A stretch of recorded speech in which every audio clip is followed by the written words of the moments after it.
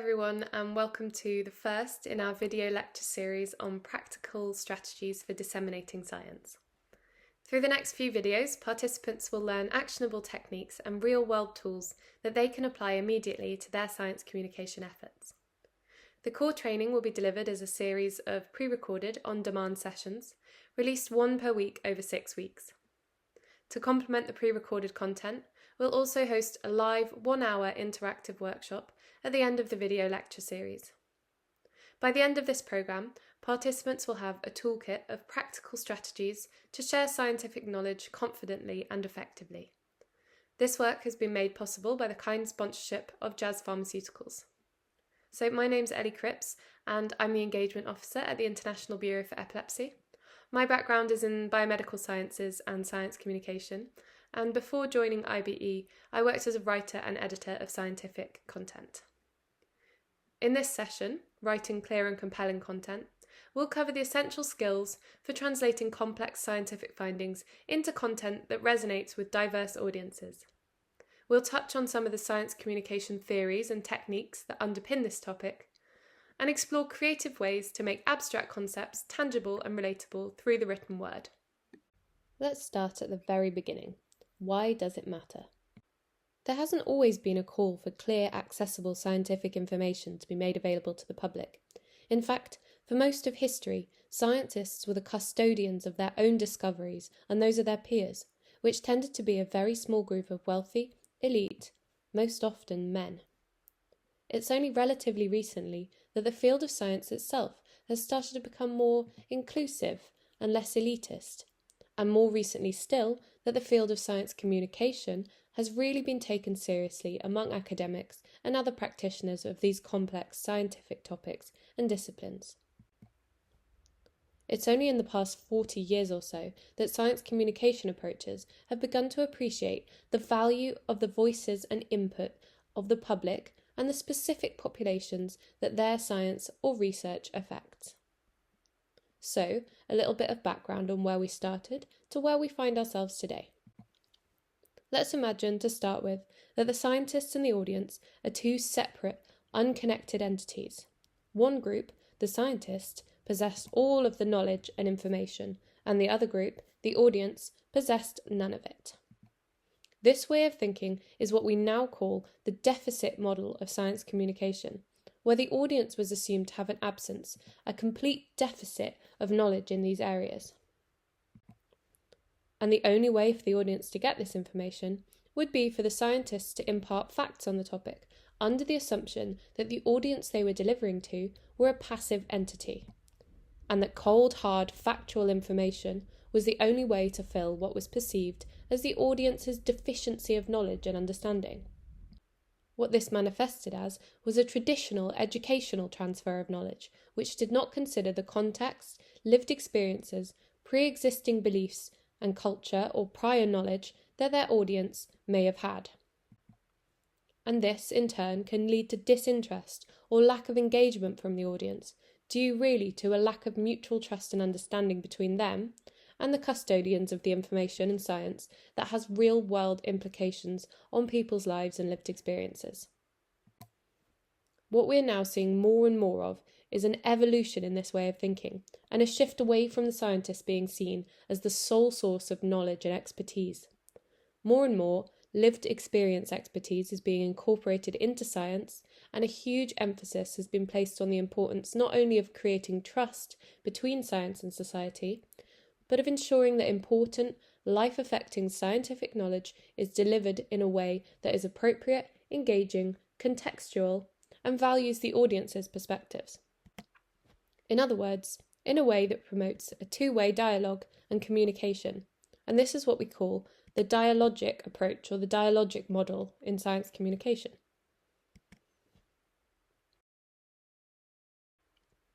So that's just covering some of the background that exists in the field of science communication, which actually slots itself into the field of social sciences.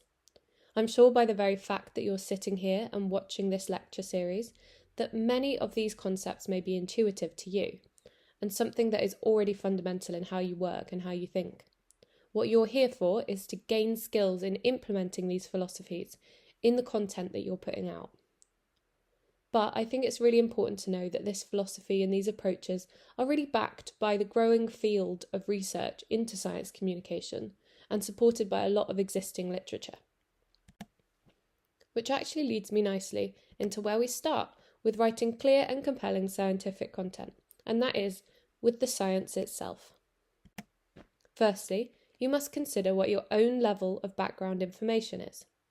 I anticipate that the people watching this will have wonderful expertise, spanning many topics, and coming at the field of epilepsy from many different angles and perspectives, but it's still important to know where your strengths lie and also where your blind spots may be. And from there, you can draw from trusted sources of information at a level that suits your own understanding to ensure you have a comprehensive understanding of the topic you're aiming to communicate about. These sources of information may be peer-reviewed research papers, or they may be less technical but still highly reputable sources of information, like scientific institutions and organisations, government and health board institutions, or reputable science magazines or websites. So, when you're looking at your own sources, make sure you're asking some questions. Firstly, and fundamentally, do I trust this source? Is there scientific consensus on this information? Is it peer-reviewed or based on a peer-reviewed source? What might the biases be in this source? There'll be more information on how to assess the credibility of your information in a later lecture in this series. Once you've considered your source, you can move on to drawing key concepts from it. What are the methods, results, and conclusions? What's the main issue this piece of science or research is seeking to address? What are the most significant findings? What might the implications of these findings be for the audience? And what further questions may arise in the light of these findings? Your own expertise, empathy, and understanding of your audience, whether that's through your work or your own lived experience, are a huge strength for communicating science, but it's important that it comes hand in hand with a strong grounding in evidence. So, once you have a clear idea of this in your own mind, you can move on to thinking about these findings in the context of your audience. And at the very foundation of this is identifying who your audience is. Now, this will be different for everyone, depending on the kind of work you do and the kind of platform that you want to write content on. It may even vary within your own day-to-day work. Are they caregivers, people living with epilepsy, healthcare providers, advocates, policymakers, or are you writing to raise awareness to the general public? Consider their prior knowledge and the context this knowledge and expertise might be in. Do they have expertise in different ways? For example, being a person with lived experience or working in the field of healthcare or academia? What level of scientific detail might be appropriate here? Do they already have a strong knowledge of this topic, or do you need to familiarise them with some background information first?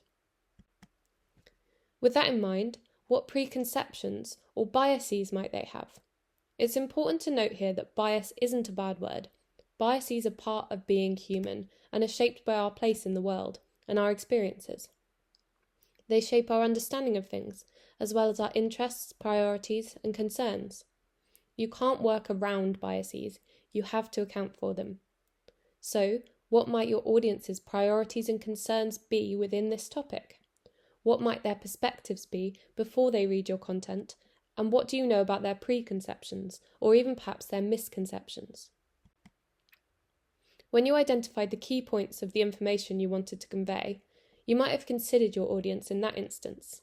You'll have drawn out details that you view as important, so make sure to sense check that with your audience in mind and pull out the points you think they'd want to know. Consider what details are vital to include and necessary to get your point across, and which details may be additional or unnecessary.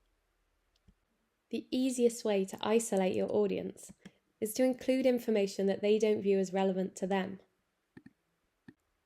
This will help you in framing your content and deciding what angle you want to take. Put the information into any necessary context. Is it fundamental background information that needs to be simply and clearly communicated? Is it information of a sensitive nature that might need to be communicated with empathy in a way that considers the feelings and emotions of the audience? Is it good news that can be conveyed in a positive light? Consider how this information may address your audience's concerns and frame it in a way that highlights the implications or benefits to them. It's really important to get the tone right, and there are principles you can use to help you get there. At the core of science communication is an intention to inspire a personal response in your audience, and to help you get there, you can consider what you intend that response to be. The vowel analogy can help you frame this in your own mind. Your content should be trying to evoke one or more of the following responses. A. Awareness. Are you trying to get your audience to be more aware or familiar with your topic? E. Enjoyment. Do you want your audience to engage with this topic in a way that they can find some enjoyment or inspiration from? Should they view your content as entertainment or art? I. Interest. Are you trying to spark interest or motivate your audience to learn more and prompt the audience to voluntarily engage with the topic in more detail? O. Opinion forming. Are you trying to help shape or perhaps reshape their opinion on your topic? This can be relevant in terms of misconceptions, but also just in general, in considering your audience's opinions or attitudes towards science as a whole. U. Understanding. Is your information aiming to round out your audience's understanding of science or of your specific topic, and of the background and processes and social factors of the information? Let's think about the vowel analogy using an example of how it can be used as a tool. Let's say I work for an epilepsy patient organisation and I'm trying to write a social media resource aimed at the general public. I want to tell them about some symptoms of epilepsy. I've already thought about the key information I'd like to include. I've thought about the background knowledge my audience may have and the preconceptions and misconceptions that I know exist around this topic. I know what country or community my content is likely to reach, and I've thought about the culture and level of scientific literacy in that population. So, which parts of the vowel analogy might I be trying to include and focus on in my framing, and why? Firstly, for sure, I want to raise awareness.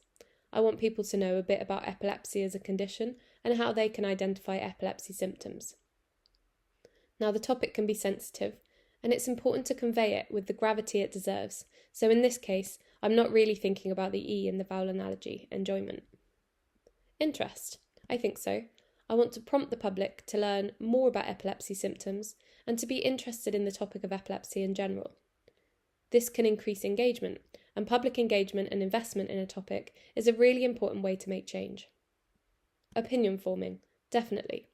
I acknowledge that my audience may already have preconceived notions or misinformation about the symptoms of epilepsy and how they manifest, and I'm seeking to shape their opinion to help reduce misconceptions and the stigma that arises from them. And in all of this, I definitely want to promote understanding. This may be completely new information for the audience I've chosen, so I need to present my information really clearly and in a way that helps them to understand.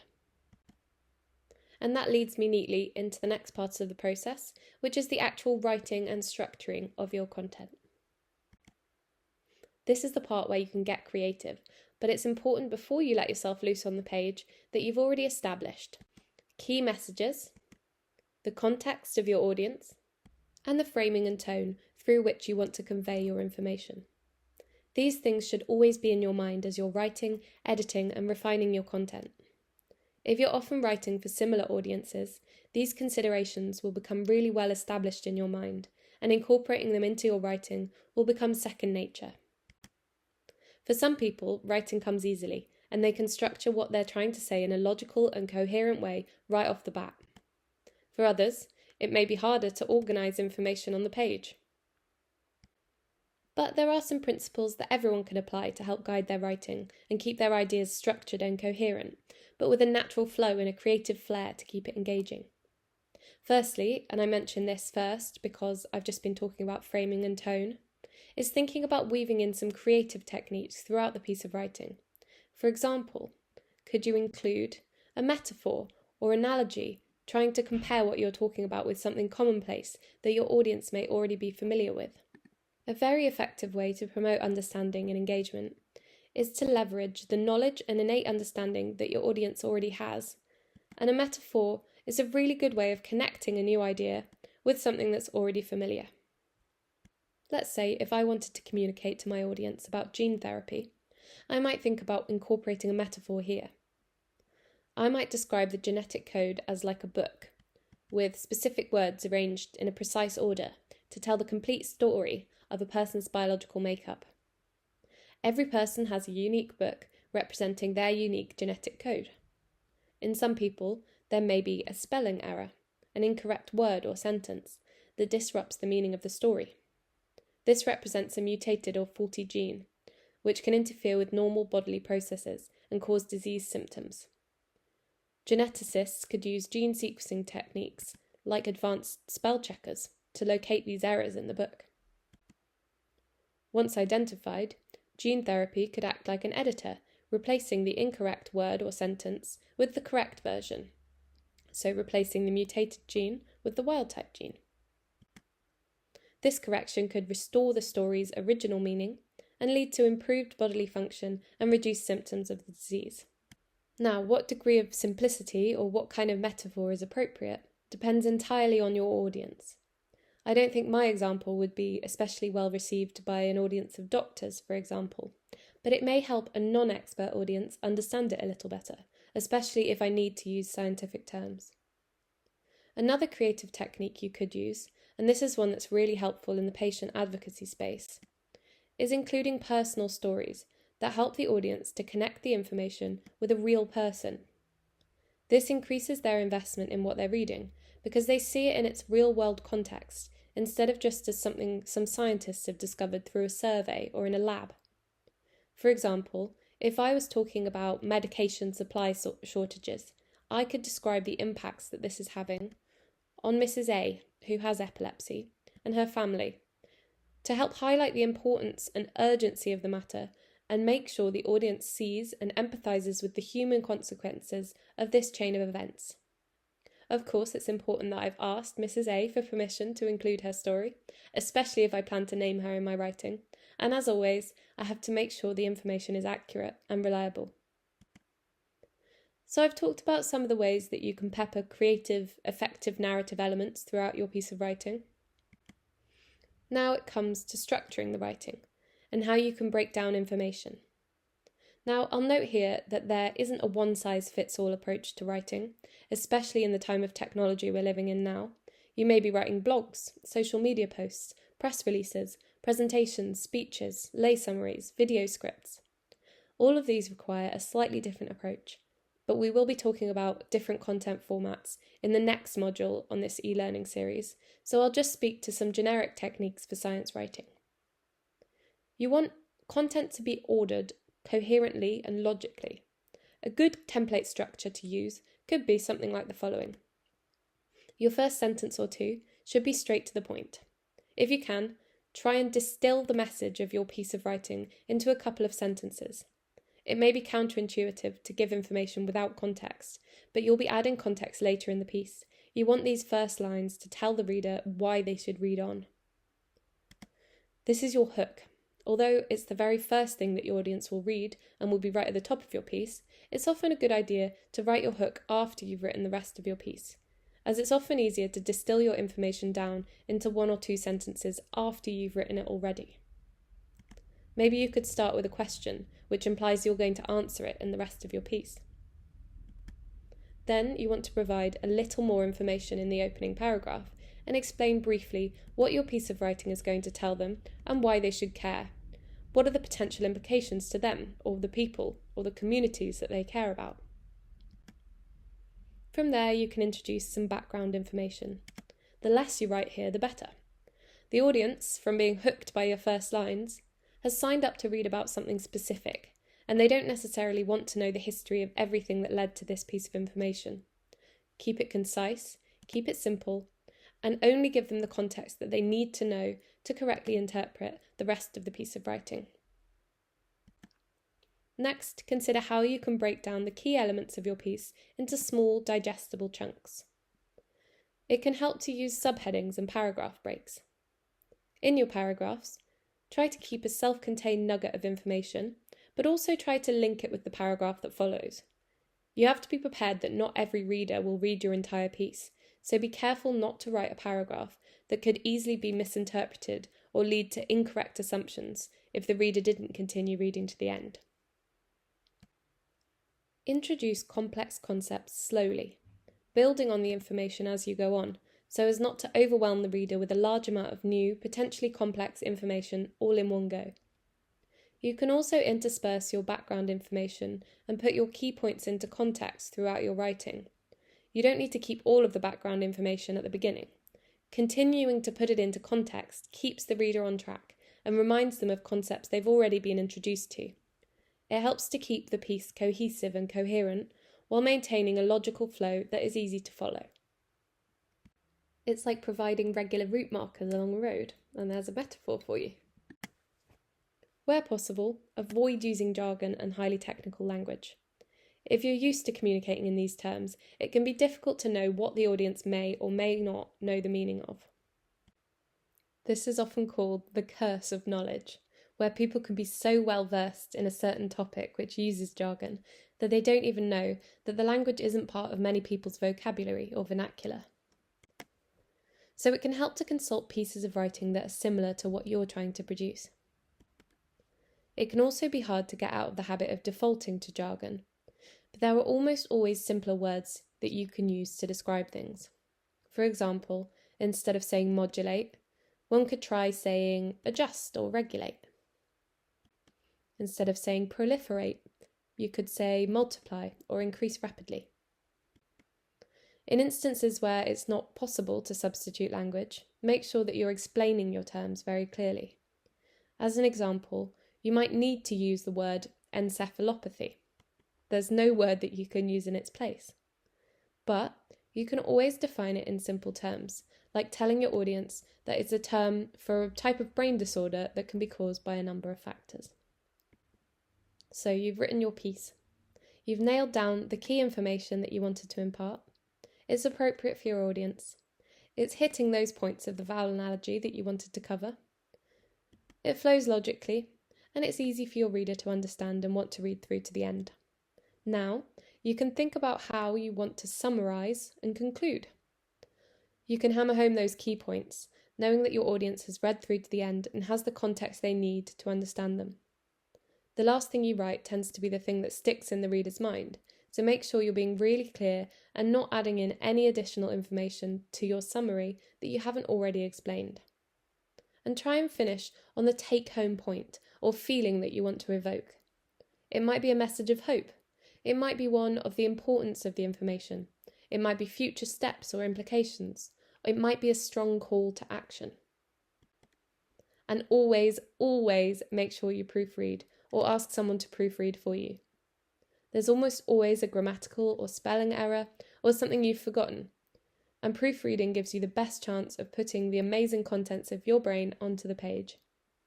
Asking someone else to sense check can also help, as it adds another layer of perspective and ensures that you're not stuck in a blind spot or influencing the piece too much with your own bias. Maybe this proofreader could be someone you know who fits into the audience that you're aiming to reach. Effective science writing is all about clarity, flow, and engagement. By considering your audience and ensuring that you understand what you're trying to say before you say it, you can keep your writing on track and fit for purpose. By starting with a compelling hook, organising ideas logically, and explaining concepts in accessible language, you can guide readers through complex information with ease. Thoughtful structure, clear transitions, and minimal jargon ensure that even intricate scientific topics become understandable and meaningful to a wide audience. Writing with purpose and precision turns scientific content into a story worth reading and ensures that people have real, equitable, context-considerate access to the information and science that affects them. Remember, the world of science is a conversation, a dialogue, and effective science communication ensures that we keep that conversation going. Thanks for listening, and I look forward to speaking with you again later in this e-learning series.